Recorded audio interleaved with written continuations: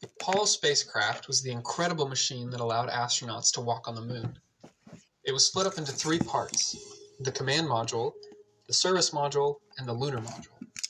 Later on, we'll talk about what each module does.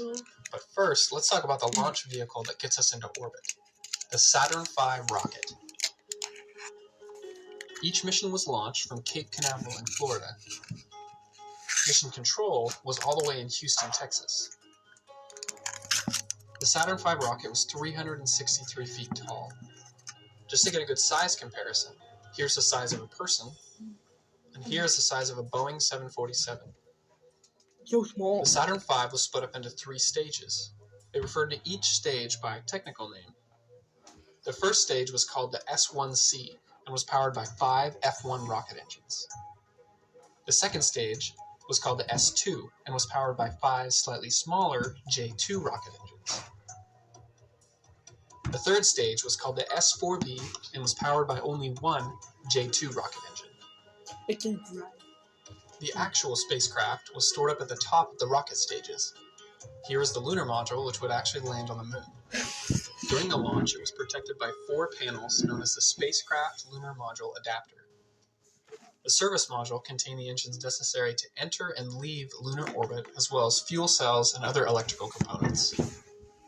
The command module is where the 3 astronauts spent most of their time. At the very top, you'll find the Launch Escape System. In the event of an emergency, it would carry the command module safely away from the rocket. The structure you see next to the Saturn V is called the Launch Umbilical Tower. You'll notice there are 9 service arms that provide access to the Saturn V. On the day of the launch, the 3 astronauts ride an elevator to the top service arm. The white room is where they enter the command module. 4 of the service arms are moved out of the way before the launch. The first stage ignites 8 seconds before the Saturn V leaves the ground.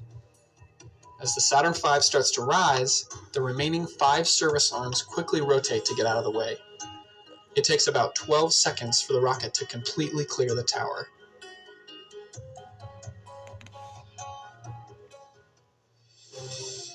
As the Saturn V picks up speed, the astronauts will feel as much as 4 Gs, or 4 times the amount of gravity, pressing them into their seats. The first stage shuts off at 2 minutes 42 seconds, at a height of about 42 miles. Explosive bolts detonate, releasing the first stage, letting it fall back down to the Atlantic Ocean. Shortly after, the second stage fires up. We're high enough in the atmosphere now that the launch escape system is no longer needed. The second stage shuts off at 9 minutes and 12 seconds, at a height of 109 miles.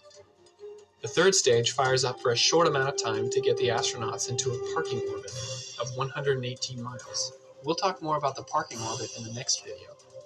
It shuts off at 11 minutes and 39 seconds, but does not detach yet. One of the hardest parts of the mission is over, but the adventure doesn't stop here. It's hard. Please join me in part 2 as we continue our journey towards the moon.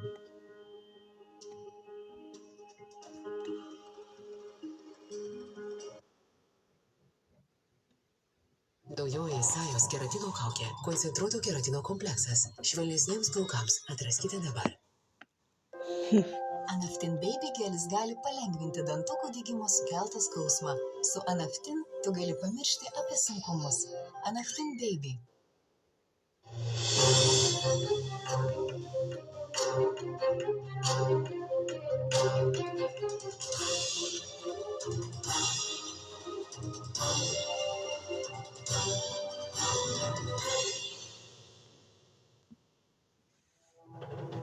Here we are in a parking orbit of 118 miles high.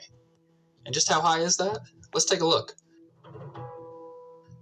The Kármán line is generally considered to be the start of outer space. The International Space Station orbits here. Most satellites orbit between here and all the way out here. It's called a parking orbit because it's not high enough to stay in orbit for a long time. But don't worry, we'll only be here for about 2 hours. After... All done.